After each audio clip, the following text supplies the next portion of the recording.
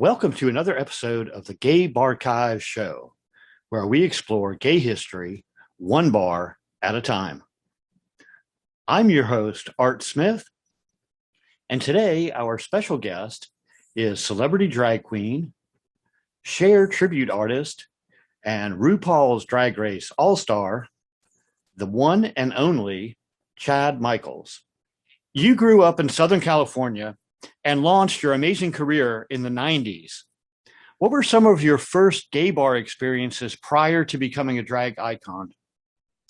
Well, when I was a kid, and I would say 19, I took a little drive down to Hillcrest and came across a bar called, I was obviously not old enough to get in, but drove up to the front of a bar called Number One Fifth Avenue in San Diego and saw the one and only Rudy De L'Amour playing on piano at the back of the bar when I was 19 years old. I did not know that's who he was, but that's burned in my mind. So when I turned 21, I put myself through bartending school and I got a job at a brand new club in San Diego called Numbers. It was formerly called, it was a Fern bar, and that was a big thing, I think, in the 80s. Am I right? Fern bars? I don't know. So it was a Fern bar. Anyway, so I worked at Numbers for a long time. I made my tips and I made my money there, which allowed me to buy my drag. And during that time, joined the Dream Girls Review at the Brass Rail, which was one of San Diego's premier and original drag bars. So that was kind of my early 90s drag bar experiences. During that time, we were also working at places like the Boom Boom Room in Laguna Beach, Ripples in Long Beach. So that's the early 90s. That's the 90s for me in San Diego and the bars that I was associated with. Many people have come to know you over the years as the world's best Cher impersonator. But rumor is your first public attempt at drag was as Madonna. How did that happen, and what inspired your transition to Cher? Well, I mean, as a kid, I grew up in the 80s and the 90s, and Madonna was, any young gay man's idol at that time. She was doing all the things that were, evocative and risque and, tickling our gay muscles as young men.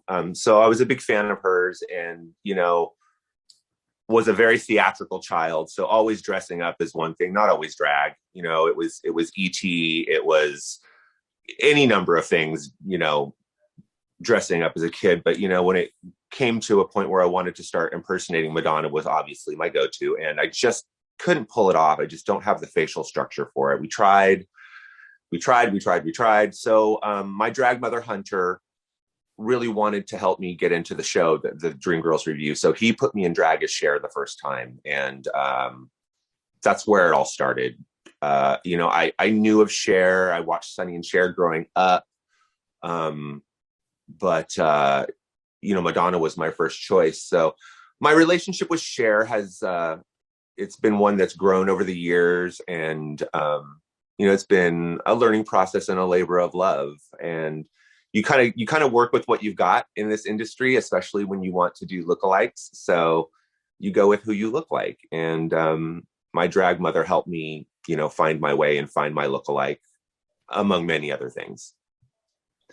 Now, after the Dream Girls experience, a major turning point in your career was working at La Cage in a show featuring celebrity impersonators.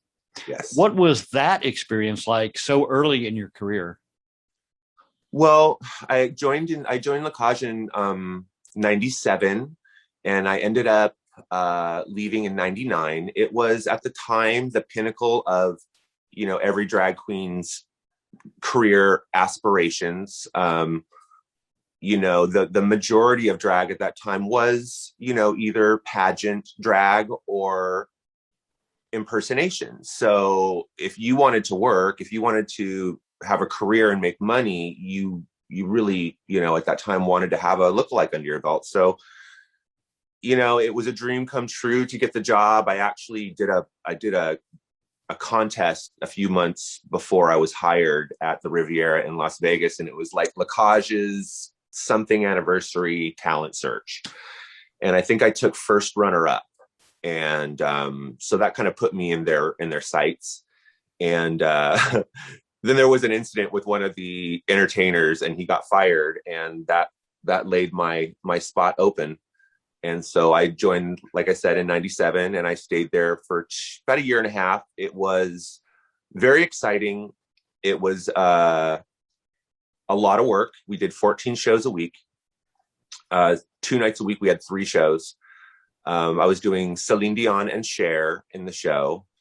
And it was a great training ground for really doing your characters, because if you're in a regular drag show, you're doing your character, and then you're doing a comedy number, and you're doing a dance number. You're not focusing on one thing. So I got a chance to focus on one thing while I was there, which was my lookalikes. And, I started honing my makeup, honing my performance skills even more. And for me, that's what it was. It was a great stepping stone. It was a great place to,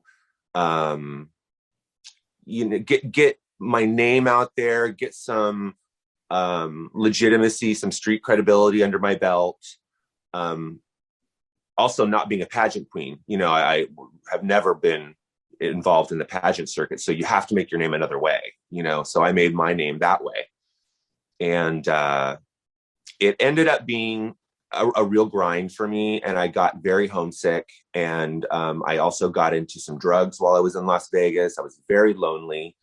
It was a very difficult place to make friends.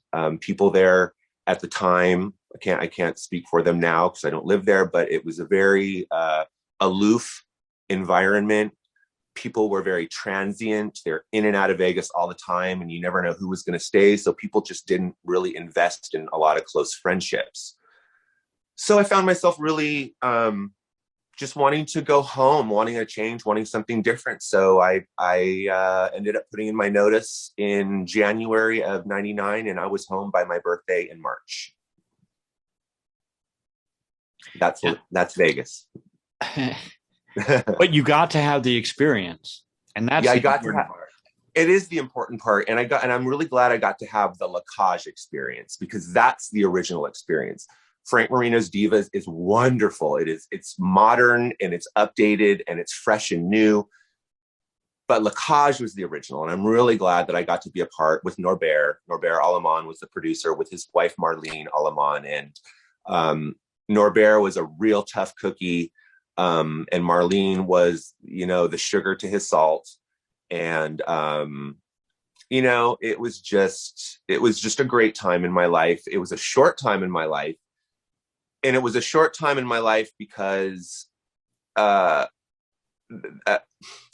don't know how to describe it. I guess just in my heart, I knew that I wanted something else. So it made the decision to leave that much easier when, after it's been your dream and you get there and you realize this really isn't my dream, it makes it easier to leave.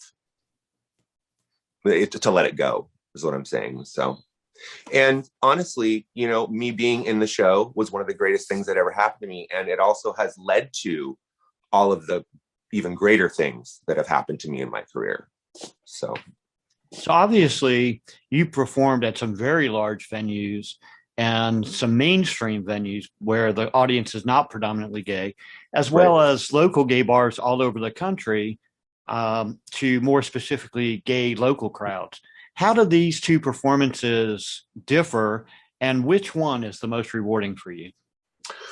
Okay, well, take Lacage, for instance. Lacage in the 90s, it was all straight people from the Midwest. And, Frank would make a joke at the audience, said, "God damn it, Martha, would you look at that?" And, that was the vibe in the showroom. So I always felt a bit like a jester, like a clown. You know what I mean? Like, they weren't there to really see excellence and illusion. They were there to see drag queens. So, and, after you're there for a while, that fact is really driven home. So it's a great thing to entertain the straight masses because it's something it's novel and new to them, and you can get all different kinds of reactions. But the gay audience is home, and that's where the love is, and that's where the appreciation is, and that's where the people are that understand what you have gone through and what you have put into your drag, and there's just a higher level of appreciation for it there. I don't want to make a blanket statement because there's so many great straight allies out there, that do appreciate what we do and understand what we do. There's just a distinct difference between a gay audience and a straight audience. I like both. Like I said, I like to introduce the straight people. I like to be that icebreaker. I like to be that drag queen that go, hey, you know what? I think I could really enjoy drag. I think I could really like drag queens. I think I could really like gay people. You know what I mean? I like being that icebreaker with a straight crowd. But like I said, the gay audience is home, and that's where I think that I'm able to really shine and be myself and reveal myself the most. Now, I'm going to name some of the gay bars from the past where you have performed in your over 20-year career. And okay. I'm just going to list them so people around the country who are listening to this can kind of appreciate the diversity of the places where you've been. But after I list them, I want you to pick a couple and just tell us a story about something that happened there or a memory from there. Okay. So I know you've performed at all these places: in Atlanta at the Jungle and Backstreet, mm-hmm. in Long Beach, California at Ripples, in Laguna Beach at the Boom Boom Room, in Los Angeles at Mickey's, in your hometown of San Diego at the Brass Rail, in WeHo, Rage, in Denver, Trax, Esquilita in New York City, mm-hmm. Legends in Raleigh, North Carolina, Play in both of their locations, Nashville and Louisville, mm-hmm. in Hydrate in Chicago, yeah. River City Cabaret in Jacksonville, yes, Southern Nights Orlando and Parliament House in Orlando, South Beach in Houston, Texas, and a number of Hamburger Mary's locations. Yeah. So and tell us a story more, or two. Yeah, and there's more too. Those are just like, off the top of my head. All right, let's talk about the Parliament House. I went to the Parliament House in Orlando far before Drag Race. I mean, a decade before Drag Race, and worked with Darcel Stevens and her original cast, and visited there many, many times over the years as her cast rotated out with different people, including like Sassy Divine, who's still down there in Orlando, and my good friend who was a stage manager there, Christopher Guy, and the list of people goes on and on. It's just, the Parliament House was a very special animal. They had a showroom, they had a leather bar, they had a video bar, they had a pool and a motel attached. So it was the den of iniquity. And, I stopped going down there after I got with my partner, Adam, because it was, you get in trouble down there when you're a single person. But I tell you, I had some great times there with some great people. I've met some long-lasting friendships there, done some great shows. Was honored enough to have my picture hang on that wall right there next to the stage when you walk in from the dressing room. So, there's not any one thing from the P House. It's just it's an overall experience, and it was a really magical place. And it's so sad that we lost it. It's leveled now, as I'm sure that you know. But I will always. That's one thing that's a place that I'll always say P House, and I think that people will know that place. And I think, like you said, everybody's got a story from there, so it's a great thing. Another place that's really memorable to me are both of plays in Nashville and Louisville. I'll still continue to go there. I just have really grown close with both of those casts there.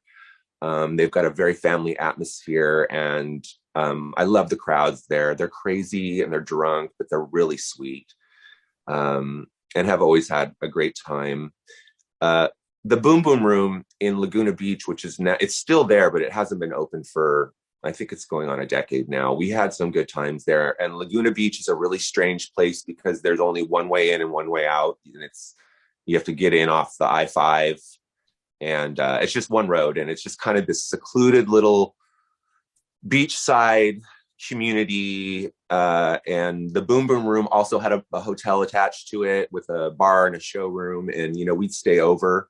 They'd give us a room on our show nights, and we would just make a night of it. And, that's, other fun times when you're young with all of your young drag queen friends, and you're just, doing your thing.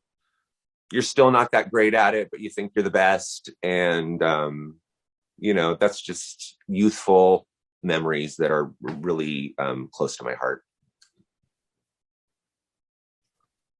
So you've been impersonating Cher for about half of your life now. Yeah. And the world has watched her career change dramatically over that time frame. Mm-hmm.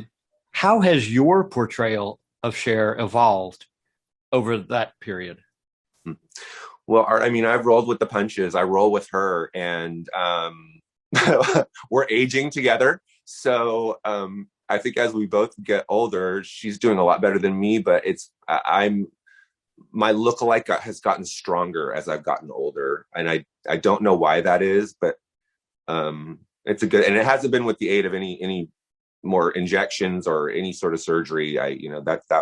That's been done long ago. But I roll with it, and I evolve as she evolves. My partner Adam is always enthusiastic and ready to make, the newest costume. And I'm always ready to deliver that to my audiences. I love to, and, it's not that I get bored, but, I love having new material from her. I love when the ABBA album came out, it was really exciting. And, that threw a whole new light on her voice. And it was a real party album, so it was fun to perform. And I just, I always hope for something new. She's been super busy lately. I'm kind of, I'm laying off her right now. I'm not sweating her.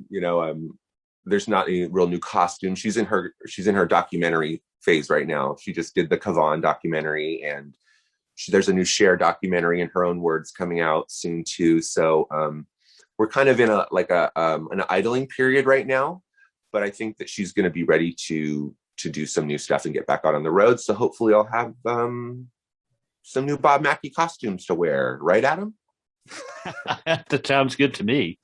Yeah, I just, I roll with it as she goes on. I try to stay updated. I try to stay current, but also, I'll go all the way back to, The Way of Love. Sometime, I've got all these costumes, so I rotate them, and I keep reminding people, there was the 60s. Remember the 60s? Remember the 70s? Remember the 80s? So. Yeah, and it's fortunate for you, which is something you could not have known when you started down this path with Cher, that she is one of the celebrities that has the longest career on record performing to the public. I mean, there's only a handful. There's only Elton John, Madonna, Cher. There's only a few of them that have lasted, 4 or 5 decades on stage with enthusiastic audiences. Absolutely. So you were very fortunate that you slid into that slot and were able to pick a celebrity that was not a flash in the pan or a one-hit wonder. It's very true. And I'm very grateful for that.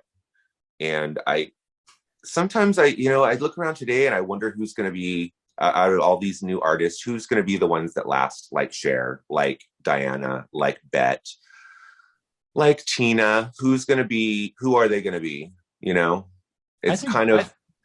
I think Gaga has a shot at that because she's got that cutting edge, innovative costuming, dramatic. Yeah. I love the gaze kind of approach. And I agree with that. I love Pink. I think that she's got a really classic voice that could stand the test of time. I don't know. It'll be interesting to see. It will. I don't know. I just don't see Cardi B singing WAP at 70. I don't know. We'll see. Maybe she will be. I don't know. So much like Cher, you've traveled across the country and around the world performing to enthusiastic audiences for decades. How has that experience impacted your views on the gay community, on political issues, and on the importance of private time with your husband, Adam? I think that, I don't know. I mean, the gay community is different everywhere. It really is. And a lot of it's geographical. A lot of cities don't have like a centralized gay community like we have in Hillcrest or like there is in WeHo or like Capitol Hill. So, the gay communities are different everywhere, but I find that they are always, like you said, enthusiastic and grateful. And, the gay community here or there, wherever, has always been the reason. It's been the reason. This has all been for the gays. This has all been for the gays. So, I'm always excited to, go perform wherever it is around the world. So my view is that, we're all the same. We just all have different ways of living just from where we're at in the world, but there's a lot of love. That's, I think, if I have to say one thing, there's that love and there's that bond when everyone gets together at a venue or at a club, and it can be like a very feeling of unification and just a good thing. Politically, I don't dabble too much. I mean, this year all I've been doing is screaming at my television. I mean, I haven't been too vocal about it because I think that just my opinion, the world blows up when I post opinions, so I don't post opinions. So I'm going to skip politics with you on that. What's the last question? Part of it? So the last part of the question was, how has it impacted your views on the importance of spending private time with Adam? Well, private time with Adam has always been forefront. It's been paramount, and I've kind of built a career around my relationship, and I've tried to be here as much as I can. There's been times when I've been gone a lot, but I try to be home during the week. And I mean, from here on out, I just turned 50, so I'm going to be slowing down a little bit and be a little bit more selective about where I go to perform. I need to slow down. Like, my body's not taking it. So, I mean, from here on out, we're probably going to be together a lot more, but it's always been the most important thing. And I hope that that's part of the reason why we're still together, because a lot of drag racers and their partners didn't make it through this experience. A lot of people, I mean, even ones that did it together, Sharon and Alaska didn't make it, for Christ's sake. You know what I mean? So I feel lucky, but I also know that I put in the work and I put in the time very purposefully to ensure that we made it. And it's been shaky on both of our parts at times. I mean, he gets lonely, when I'm gone, and I don't know. There's all kinds of feelings. Everyone has feelings. So we make a concerted effort to that be our priority. So yeah, that's it. Now, while you're most recognized around the world for your Cher character, you have also done tributes to a lot of other artists, including Celine Dion, Joan Crawford, Marilyn Manson, and many others. These are all characters. What is Chad like? You mean like Chad at home, or Chad just the guy that's, my next door neighbor, my pal that I go to dinner with.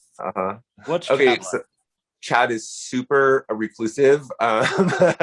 Chad is, I like to be at home. I like to spend time with Adam. I love to do yard work. I love to cook. We have a really fun little hiking group that we just have recently really kind of committed to every weekend, spending time together and getting exercise and doing these really wonderful nature hikes. I love pop culture. I'm a pop culture freak, and that's why I do what I do. That's why I do Cher and Joan Crawford and Betty Davis. I will say that I have recently discontinued my Marilyn Manson impersonation with all of the horrific allegations and things going on with him. So I won't be doing Marilyn Manson anymore. But I love pop culture. I love cosplay. I love superheroes. I love cartoons. I love sitcoms. I love, I love the hour longers. I love the dynasties, and it's just on and on. All of the classic gay pop culture things I have just loved, and I love to work them into my repertoire and deliver those moments back to my audience, because they're the references that we all giggle about. They're the people that we all love. They're the lines from the movies that we remember and repeat to our friends and laugh about. And I love the nostalgia, and I love to be able to deliver that to people. And I love to come out as Poison Ivy and have some big comic book nerd just flip the crap out. I love that. And that's a connection. That's giving somebody something that they didn't know they needed but couldn't live without. And that's all part of it. That's all just throwing everything in the bowl, mixing it up, and just seeing what happens. So now I feel obligated to ask this question because I know you do Joan Crawford at home. Do you have any wire hangers? I absolutely do not have. They destroy your clothes. Why would I have wire hangers at home, Art? I just had to ask. So your costuming is incredible. Thank you. And you're welcome. And as I understand it, most of your costumes are made by you and Adam. Correct. Who conceived these ideas for the new outfits, and who is the driving force behind these designs? Bob Mackey conceives the ideas, and Cher is the driving force. No, it depends. It depends on what it is. So if we're doing Cher, like I said, she's always coming up with a whole new round of costumes for every concert she does. So that's our inspiration right there. That's our workbook for the next 2 or 3 months. And, we'll go through and pick, she can have anywhere from friggin' 10 to 15 new costumes. So, we'll go through and pick 2 or 3 and we'll work on those. And Adam does the majority of the design work, the construction, the stoning, the beading, the fringing, all of it. So, and I pitch in where I can. With Adam, he's really technically good, so I always ask him to do the harder things. If there's something that I think I can handle, I will do it and not ask him to do it. And I have made many of my costumes, but I'll tell you, most of the really big, beautiful ones, his hands are all over those. So, Adam is the driving force, and Adam, I couldn't do it without Adam. I've tried to work with other designers in this industry, and it's almost impossible now at this point with the amount of entertainers that require costuming. So it's really hard to book anybody, and I'm just really lucky that I have him, and that he also enjoys it, that he also enjoys doing it. So maybe it's really Adam that's the driving force behind all of this, Art. Maybe once we talk it out, once we talk it all out and break it all down, I think that Adam's at the bottom of everything. So. Well, and I've seen that before. Back in the early to mid 80s, I was living in Atlanta, and 2 of my favorite drag queens in Atlanta, both of whom were, pageant queens as well as performers at Backstreet, and did incredible jobs building their audience, were Sable Chanel and Raven. Yes. And the goddess Raven. Yes. And both of them had extravagant costuming, and both of them had their costuming done in-house. Sable Chanel's husband did almost all of her costume designing, including those massive 5-foot feather headdresses and whatever. And Raven actually made most of his own costumes. Yeah. So it's not the first time I've heard this story, and I think it has something to do with the fact that you become fully immersed in your art. You're a part of everything. You're not just the person stepping out on stage with a microphone and wearing the costume, but you're involved in the process all along. And the people that are closest to you, the people that you love, are there building that costume and that illusion with you. So I think that has a large part of it. Yeah, and I'm really lucky to have someone that has has actively wanted and voluntarily joined me on this journey. I mean, it would be a really lonely road to do this alone. It's, I obviously I could do it, but it's so much better this way. And, on all fronts, but mostly just having that person there to come home to. I mean, that's the bottom line. And, after you're tired and weary, and you just want to get home, that's the best thing, is coming home to Adam. So now I have to ask, did Adam meet you as Chad or as Cher or as some other character? How did Chad meet you? Okay, so Adam and I met at Club Montage in San Diego, and he was coming to the show a lot, and he was a young kid. He was just 21 years old. And we just, over the course of probably about a year and a half, just became friends and look forward to seeing each other on Saturday nights. And he would, help us backstage, and it just naturally evolved. And I love the way it evolved. We didn't jump right in. I mean, we were friends before we even considered getting together. So we were friends before and hadn't slept together. So it's a really, really beautiful thing, when you think about it. And ultimately, you'll love this tidbit. It was the one and only Kenny Kerr that sealed the deal and finally gave us that last extra nudge to get together and be together. One night at a club in San Diego when Kenny was in town, and he talked to both of us separately. It was so funny. Anyway, that's the story. Well, that's fortuitous. It worked out very well, apparently. Yeah.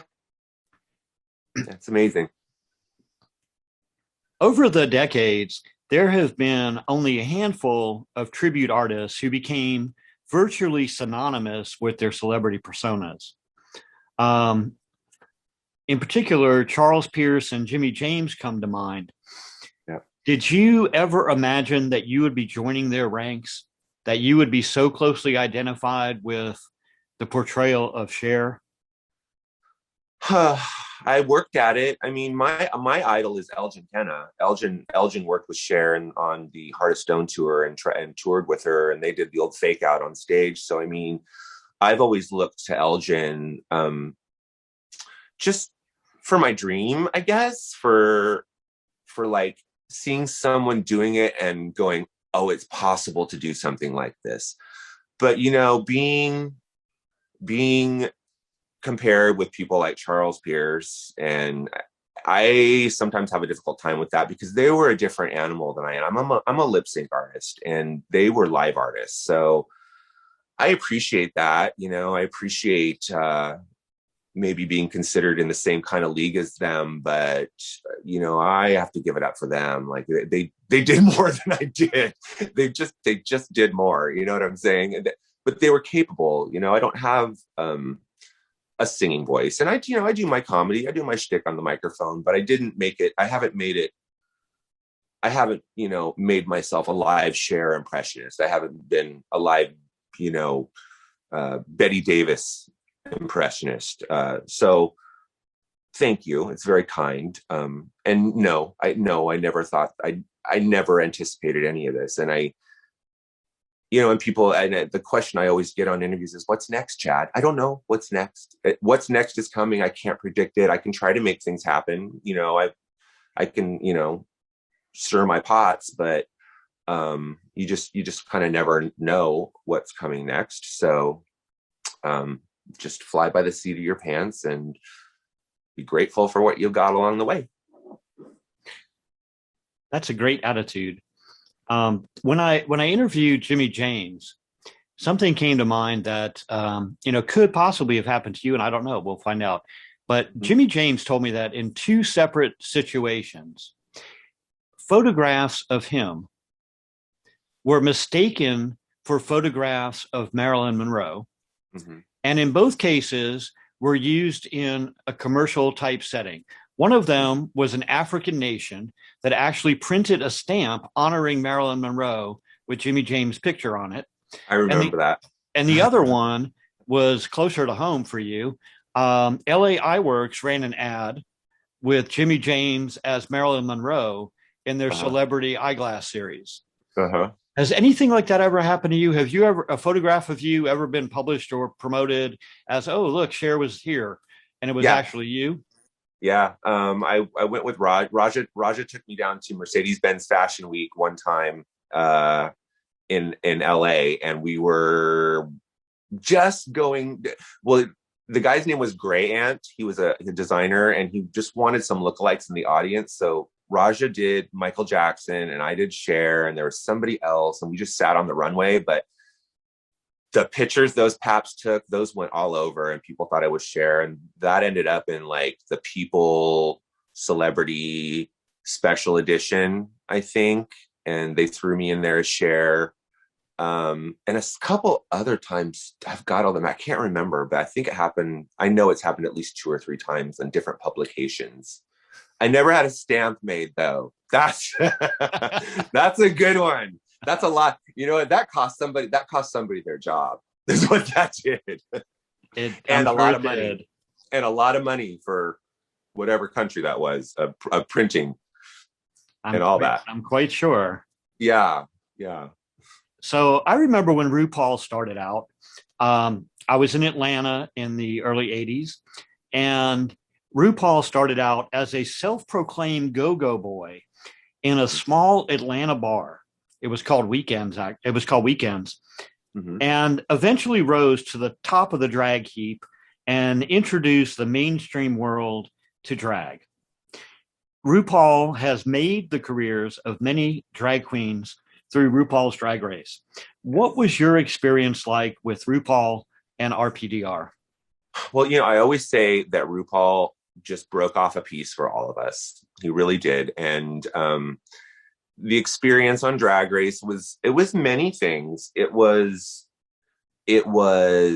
fun. It was painful. It was stressful. But it was an experience I would not exchange for anything. RuPaul, you know, is just pretty remarkable, to be honest with you. And my experience with him on the show, you know, lots of people have different experiences. Lots of people have different opinions, but me and Ru are super cool. You know, like we just, he was always good to me. Called me on my shit a couple times. And I just have a lot of respect for RuPaul. You know, what he and World of Wonder have managed to accomplish at this point is like world domination, you know, and it's like, it's crazy to see them bring drag into mainstream full force, you know, and it really is, he was the final factor. You know, there's a lot of people before him, and we've talked about many names during this interview, but he's the one who really dragged it right out onto Main Street. So lots of respect there. So you have visited hundreds of gay bars. Which gay bar or bars gone by would you like to revisit, and why? Well, I mean, we talked about Parliament House. You know, I hadn't gotten a chance to go back down there before they closed for probably 7 or 8 years. So I think it would have been fun just to go join Darcel one more time. But you know, there's just so many art that just listening to you list the ones earlier in this interview, and then while you were doing that, I was just thinking of so many other different names. It's overwhelming, and I hadn't really thought about it until now, to be honest with you. You know, and it just brings back so many faces and events and things that happened, and so grateful for all the experiences. I don't know, or I think probably it would be P House, because they were the club that booked me without being a pageant girl. And when I first got my booking there, I'm like, well, why are they booking me? And like, and then they heard I was in Lacage, and I'm like, okay, well, that's a pageant bar. That's Continental. That's EOY. That's America. You know what I mean? So that was always kind of, for me, pre-Drag Race, like, oh, you made it. You get to fly from San Diego to Orlando and perform at, this world famous place that all of the legends have been in. And it's a real goddamn shame that they couldn't save it. And I know that they're thinking about moving it, but it won't be, the original old school. So for the sake of sentiment, it would be the Parliament House. Yeah, I've heard the rumors that they are planning on reopening. And Yeah. I'm having a great amount of difficulty envisioning that because, I first went to Tea House. I was still living in Atlanta, and I first went there with my husband at the time, and we went to it was like 1989, and they had already been established. They opened, I think, in 74 or something like that, and they were open like 45 years in that place. But it was such an anomaly that I couldn't even fathom at the time. Like 125 hotel rooms, a dozen or more retail shops, a swimming pool, I think 5 bars on property, a huge outdoor courtyard cruising area, and that ridiculous fat statue of a monk at the entrance. But it was kind of a one of a kind place, and it was a very interesting experience. I've been back numerous times over the years, especially once I moved to Tampa because it's only an hour away. But I cannot imagine them reproducing that, because now it would take millions and millions of dollars to find another 125 room facility with that much space that you could recreate it. And even still, I think it would be a little bit too, I'm not sure exactly, too polished. Right. Well, we will see what happens. I feel like it's obviously it's a new day, and we have been through a hell of a year. And I personally, I love many things from the before times, but I don't want things to be the same as they were before. There's a lot of things that need to change, and whatever P House does is what is going to be what it is. And it's a new day, and I'm excited to see. It's not going to be like the old place. And who knows, it might just be a club. They might not have all of the other things, but I'm in any event, again, moving forward, let's see what the future brings. And we do have some hope in that area. There's a club promoter in New York City who claims that he's going to be opening up a 3 or 4 story mega club right on the edge of Hell's Kitchen and Times Square areas. And of course, more recently and closer to your home, there's been a lot of talk about Lance Bass and his new venture, Rage. WeHo. So it gives me some sort of hope that everybody hasn't given up on the bar scene, even though we've lost a lot of bars in the last year or two. There's some hope for something new and different, and hopefully exciting. And new and different, and for the kids. I mean, Adam and I don't go out anymore. We don't go hang out at bars. We go out when we're working and we get our socializing, and then neither of us drink anymore. So, the future's for the kids. Build them a 3-story club. They're going to have a blast. And that's what the kids are for. They're here to have fun and remind us of beauty and youth, and build it up for them. Let's make them a playground, And I know when I was coming out, and I'm sure it was the same with you, the bar scene was pretty important to developing our personalities and allowing us to be who we wanted to be, to express our authentic self. What role do you feel that the gay bar scene had on your coming out experience and on the development of your career? Well, I mean, on me, it gave me a place I could go, just let my guard down and just be me, and let my wrist go limp and lisp a little bit. I mean, a little wiggle in your walk and not get your ass beat for it, or called a faggot, or, you know, whatever. That's what it was for me. It was a place to go and breathe and see my friends and get laid and have party and have fun. I mean, that's what it was.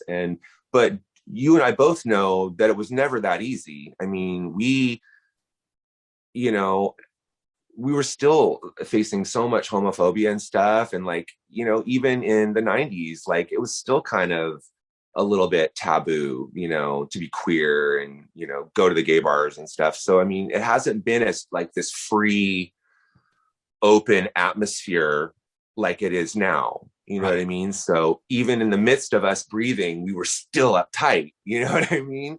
Whereas hopefully now with the kids, and hopefully they can realize this, that they can breathe. And it's because we were uncomfortable. You know what I mean? Like, yeah, I mean, we had some little pockets of safety. There were, you know, like WeHo, Midtown in Atlanta. There were neighborhoods that it was a little bit easier to walk down the street holding your boyfriend's hand. Yes. Or to go to dinner with a group of 5 somewhat effeminate men and not have everybody stare at you. Yes. But for the most part, that was not the case. For the most part, the bars were the only place we could interact on that level and not be putting up facades and pretending that we were, you know, not gay, or we were, you know, part of the mainstream culture. Yeah, that is exactly what I'm talking about. Exactly.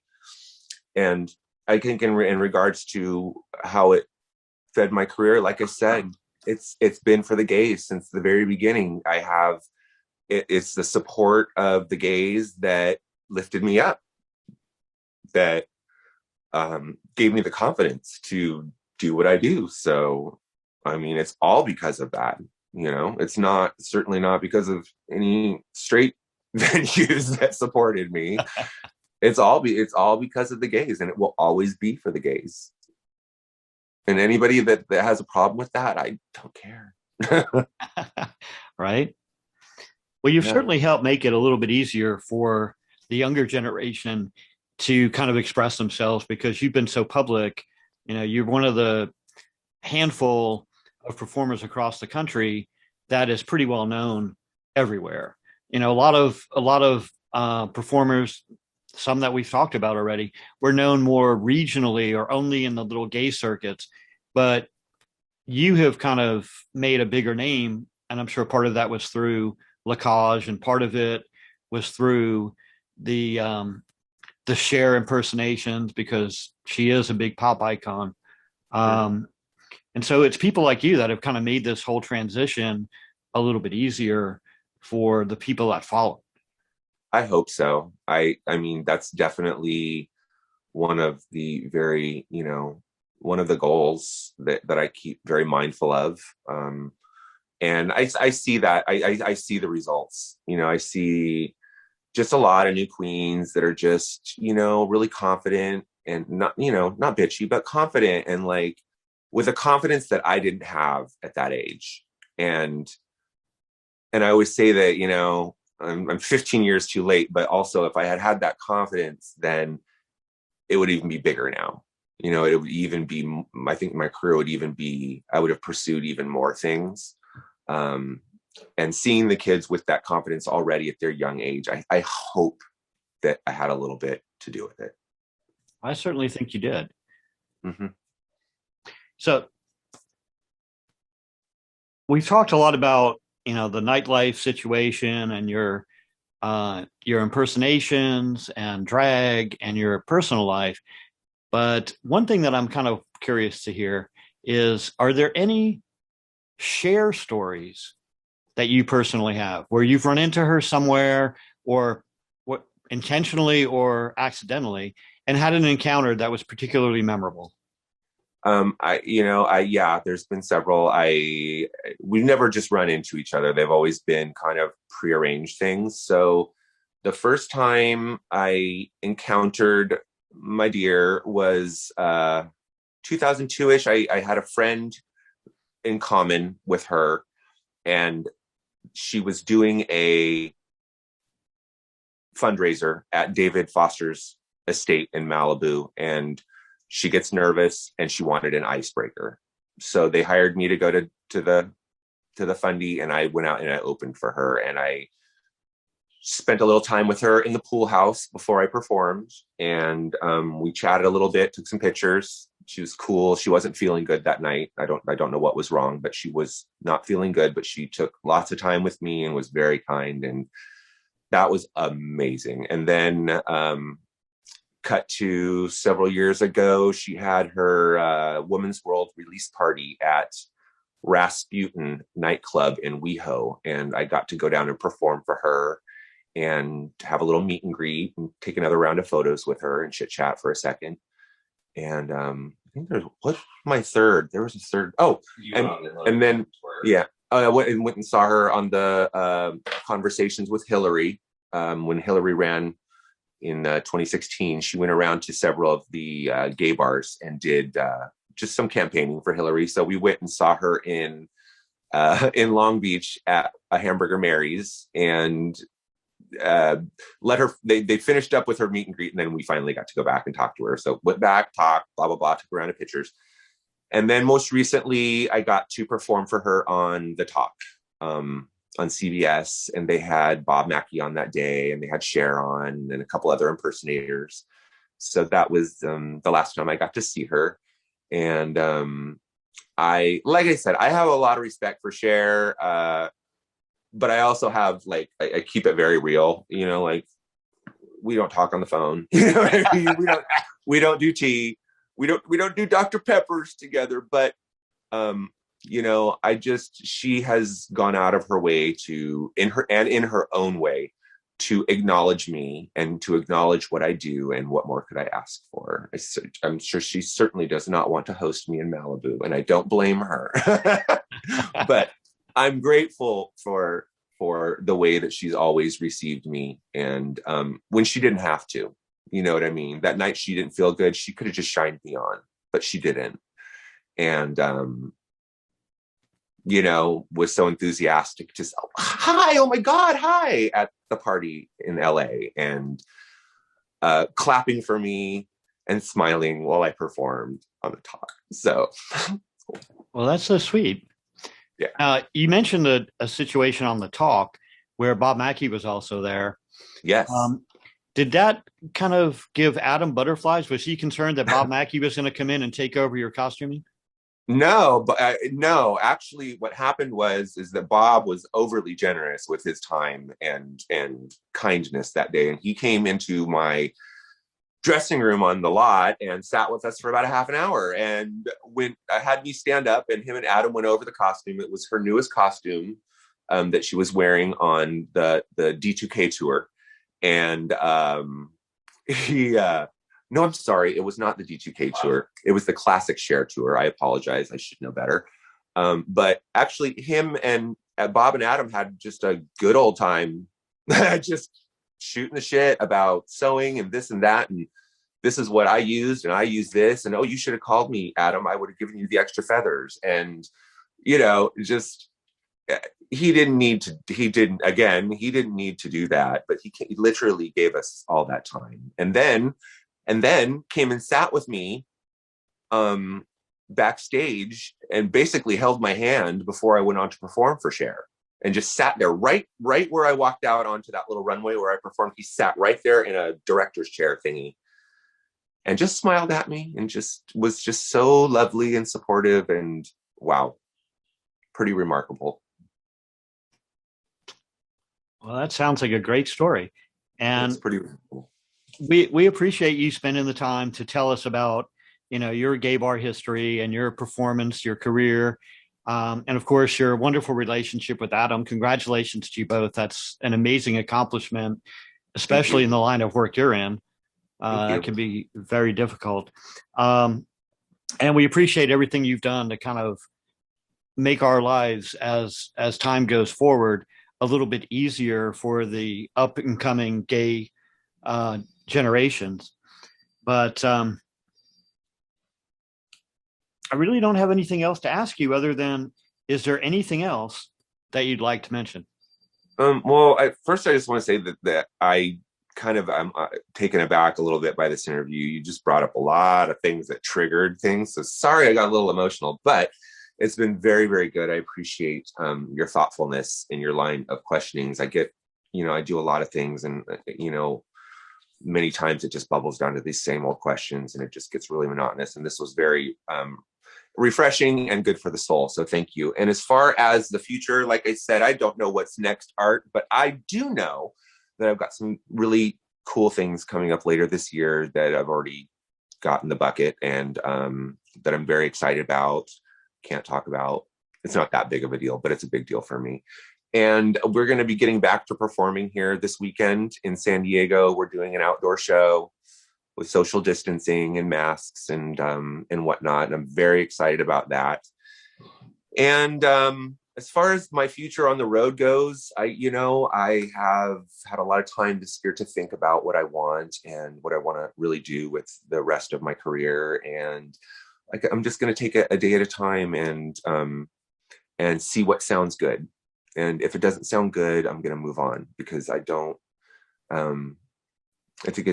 we've all learned there's no time for anything else than to be happy.